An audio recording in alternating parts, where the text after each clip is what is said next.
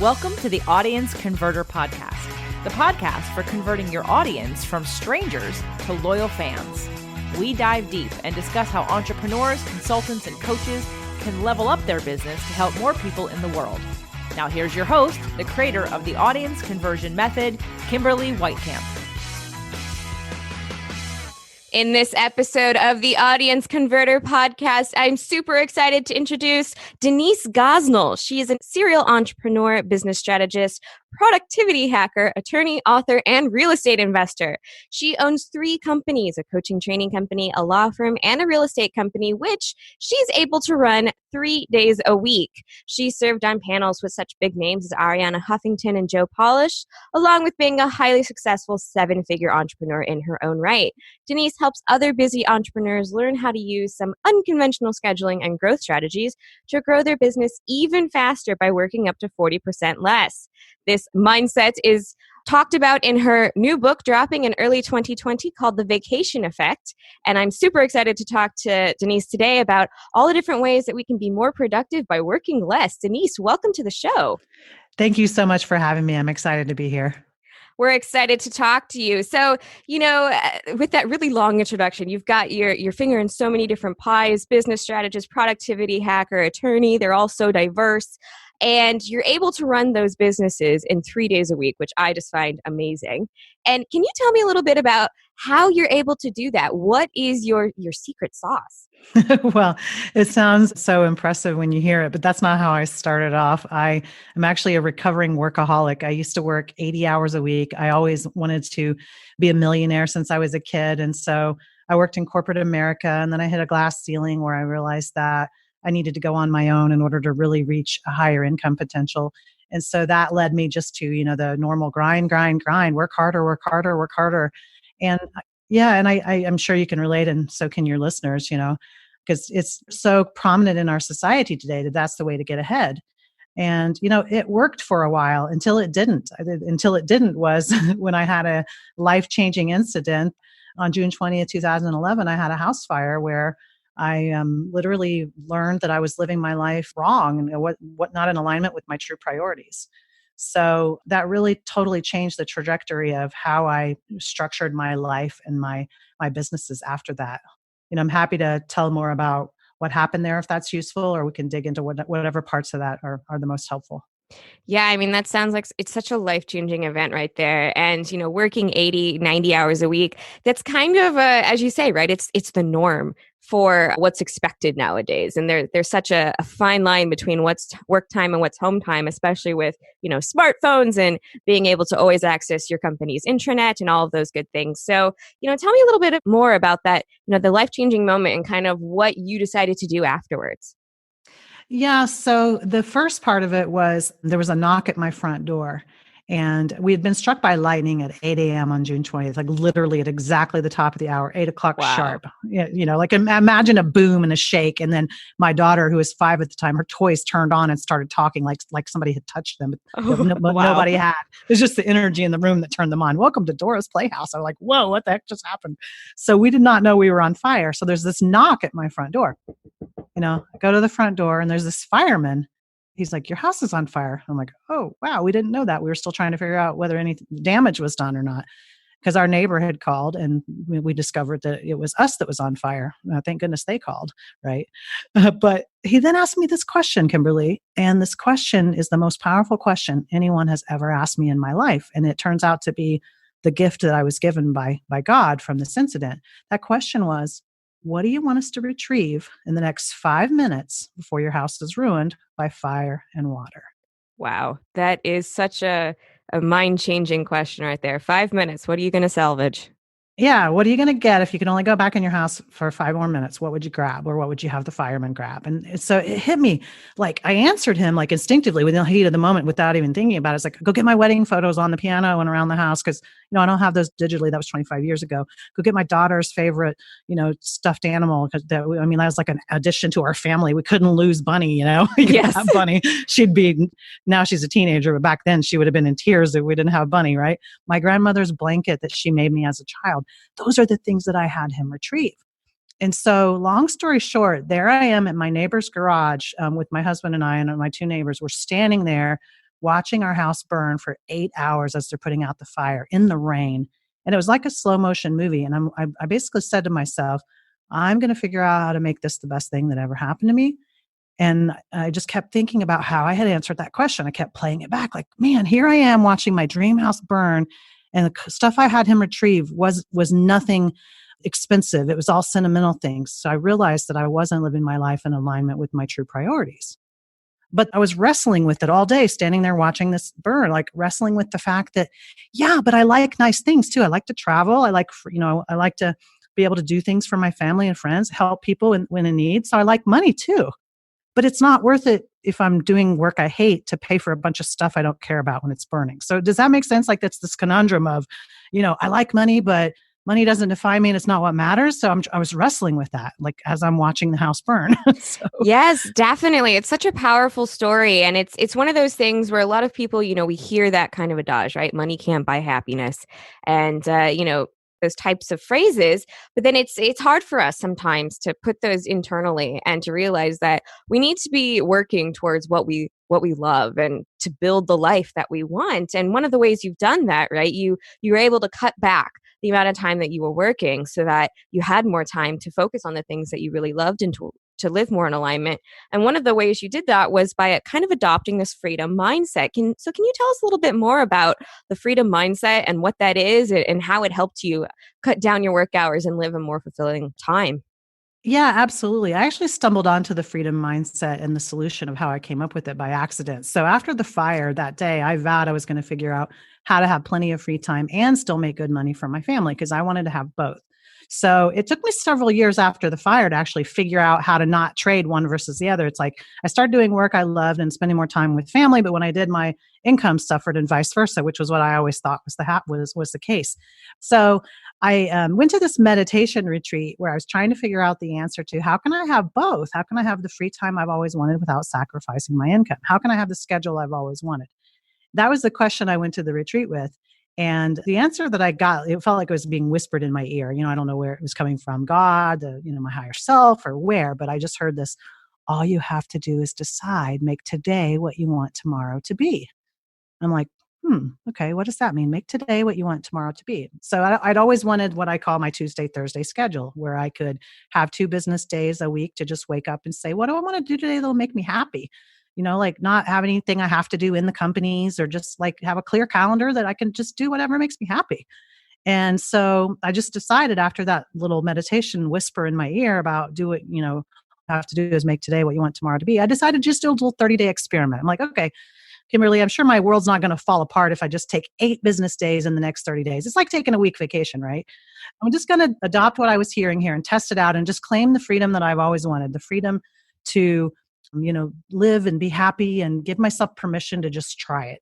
So I gave myself permission to do an experiment, and I encourage other people to give themselves permission to just do experiments with things that they really want to do. Why not make it an experiment? It doesn't have to be long-term. So what I did a 30-day experiment. I blocked off those 8 days, those Tuesdays and Thursdays on my calendar for the next month. And I just figured it out. And what was amazing was it actually was life-changing. I realized I had stumbled onto something really, really important. What happened at first might surprise you. It was really painful. Because there I was. I'd been working 80 hours a week before. So can you imagine trying to cram everything into 3 business days when you were working 6 before? It's scary as hell. And it sounds so frightening. And it sounds kind of one of those things where it's like, oh, but I'm going to feel guilty because I know I need to spend the time doing this, right? Mm-hmm, exactly. And I did feel guilty at first. And so, but it was interesting because what happened was the first couple of weeks, a bunch of inefficiencies rose to the top. I realized where I was wasting a ton of time with the way I was scheduling my meetings, with the way I wasn't focusing on the things that would produce the highest result and that were the highest priority. It's like a lot of us don't realize how much time we waste being non-productive, and that it really brought it to the forefront. I had to shift the way I schedule my meetings. I had to change them to different time blocks. I had to do a lot of things differently. I had to delegate more. I had to, better systematize my policies and procedures. I had to really learn to focus on whatever was going to produce the biggest result and doing those first. So there were 4 or 5 different things I had to really focus in on in order to make it work. But that 30-day painful experiment also brought me a lot of joy too, because it's the 3 days were painful because all my inefficiencies rose to the top. But on those 2 freedom days, I got to wake up and say, what do I want to do today that'll make me happy? And for the first time in my life, I tasted true freedom. And that's where the freedom mindset was born, when I realized that you can actually, if you put restraints around yourself, the freedom mindset is just basically, the way I like to quote it is that freedom is a mindset, not a destination. It's not something that you get to do someday when you have more time or you have more money. It's something that you can decide right here, right now, and make it happen. And then you can just fit everything else around it. Does that make sense? It does make sense. And it's, one of the things you said is that so many of us are like, oh yeah, someday when I have more something, right? I have more money, I have more time, I have more freedom, then I'm going to live the life I want. I'm doing all this really hard work to live the life I want in the future. And I really love what you're talking about, how you just did this experiment for 30 days. You're like, you know what? I keep saying this is the life I want to live, but I don't have a plan for making it the life I want to live. So I'm going to make the plan now to make it the life I want to live and give myself 2 days to be free. And it's such a juxtaposition for a lot of people, right? We think, oh, if we want to have like this completely freeing lifestyle, then we don't want restraints. But the way you're approaching it is that, you need to have policies and systems and have a few restraints on your time so that you can set aside that time for freedom. So tell me a little bit more about how you can set up those restraints. What are some starting steps for our audience? Yeah. So the first thing that I recommend is to look at the idea of Parkinson's law. The Parkinson's law is the one that talks about how basically the amount of time that you allow yourself to complete a project is how long it's going to take to complete the project, right? I mean, have you ever given yourself like 30 days to finish something and you finished it like day 29 or day 30? Absolutely. Because that's all the time. Like we've all done that before. But if you had only given yourself 2 days to finish it, you'd magically figure out how to get it done in 2 days. And so that's actually where the company name, The Vacation Effect, came from, because I realized during that 30-day experiment that I had stumbled onto the fact that, we've all been there before where, and tell me if you agree, when you get ready to go on vacation and you get like a month's worth of work done in the 2 days before you leave, and you're like, man, I wish I could be that productive all the time. Have you ever felt that way? Oh, absolutely. You and I met at the New Media Summit, which is an amazing conference for everyone. You should look into it. And before leaving for that conference, I had 3 projects going on, all of which were going to have due dates right after I returned. And I didn't want to be working during the conference because I like to be, in person at a conference, no distractions kind of thing. And I managed to do like 3 weeks worth of work in like 4 days, definitely right before that. So that when I came back, I knew I wasn't going to be freaking out and worrying about how I was going to finish everything. Exactly. So let's dig into what actually happened there. And this is what I actually discovered when I did my 30-day experiment, where I gave myself 8 business days off during that month on Tuesdays and Thursdays. So I was only working in the companies Monday, Wednesday, and Friday. What happened was I had to force myself to focus on producing results of what really mattered. I had to basically say, okay, Denise, if I'm only going to be working Monday, Wednesday, and Friday from 9 to 6 or 8 to 6, how the heck am I going to get everything done that's really important? It forced me to focus on what really mattered and ignore all the stuff that really was not important and wasn't going to move the needle along at all. It forced me to restructure my time into really efficient blocks and eliminate the fluff where I was just killing time or being inefficient with meetings scattered all throughout the day. Now I have meetings during very specific time blocks, during a 3 or 4 hour window on Monday, Wednesdays, and Fridays. And those are the only times I'll do meetings. And I have to be diligent about not letting people, get into those blocks that aren't available. I'm just like, sorry, that's not available. How's Wednesday look for you? Or how's Friday look for you during these windows? And if there's ever something where I just absolutely can't make it work and I've tried every other option, I might make an exception and have a meeting outside of that window, but it's got to be really compelling to deviate. Otherwise, you just have a scattered schedule. So that was one thing I had to do. Another thing we touched on very briefly before was the policies and procedures. I had to become really diligent about documenting my procedures for how different things needed to be handled. And I have team members. I have 3 team members that work for me in the Vacation Effect. And, every time we would do something new, I'd be like, put that into a procedure. Or if I would be giving them instructions on something, I would record it and I'd say, turn this into a procedure. Everything I just told you, put it into a draft and give it back to me. I had to become diligent about that. And that's a huge leverage point for people. Having a policy and procedure is like cloning yourself or that team member. The knowledge that when people go home every night, their knowledge walks out the door that they work from home when they turn their computer off, right? That person contains the IP of the company. I contain the IP of the company. If I don't have it in a procedure somewhere, it's literally in the heads of living and breathing people who can walk. So the best way to clone yourself is to have policies and procedures that you could hand to any other team member so that you don't have to be the one doing it. Does that make sense? It does. And it's one of those things where it's like all of us figure out how we make things work best for us. But then sometimes, especially entrepreneurs, we're a little wary of stepping back and handing things off. But when you are able to sit down and write out the document, right? Or, as you said, just record yourself talking about it to somebody so that you have a starting point at least. Then you realize exactly what you're doing. And maybe that's an opportunity as well for you to figure out, well, are those extra steps needed, or do I need more extra steps? And then, as you said, you can clone yourself kind of, but it's the things that can be handed off. It's the things that maybe you're not the best at, or maybe it takes too much time for you to do it, and somebody else who could do it better as long as they knew the steps, right? Exactly. Yeah. And one of the greatest leverage points that I experienced in being able to maintain that 3-day in the trenches of the company long term was literally getting better at delegating. And, I tend to, have the type A personality that no one can do it as well as I can. Well, guess what? I had to get over that in order to do what I do running 3 companies in the trenches 3 days a week. I had to get past that. I had to let my team step up. But one of the ways I was able to do that without sacrificing the quality of how I wanted the work done was to really be diligent about making those procedures better and better and better over time so that they could think like Denise where they needed to think like Denise and do it my way. But if it was something that didn't need to be my way, then I wanted their ideas put into it, and get better and better from the collective. So I think the main thing that holds people up is that, startups don't think they need procedures and big companies think it's too overwhelming to get started. So I just want to demystify that for both ends of the spectrum, whether your listener is a startup or a larger company already. Don't wait. You can iterate your way to making it better. Even if it's just a rough draft that's got 5 steps on it, it's better than nothing. Start there, make it better every time somebody touches it. And I think that right there is the huge action step takeaway right there, right? Is just get something down, just get something started. Even if it's not your final version, even if it's not, the perfect version, as a lot of mentors I've heard recently say, done is better than perfect. So get something started. And, it's a great place to start is to just start writing down the steps you take to complete your big tasks. And that's a really powerful way for a lot of people to start scaling and growing is being able to write down the tasks that you have that you need to get done, making sure you have a policy or procedure in place for that. And then, that really hard step for a lot of us is then finding somebody you can hand it off to. And, that they're going to do it the right way because you've created that procedure. Exactly. And it doesn't have to be something tedious. Like each person can find their own easy way of getting it done. Like for me, some of them was just me literally like recording a video or having an in-person meeting with a team member where we talked about it. And I had them take notes and create the procedure from what they heard me say.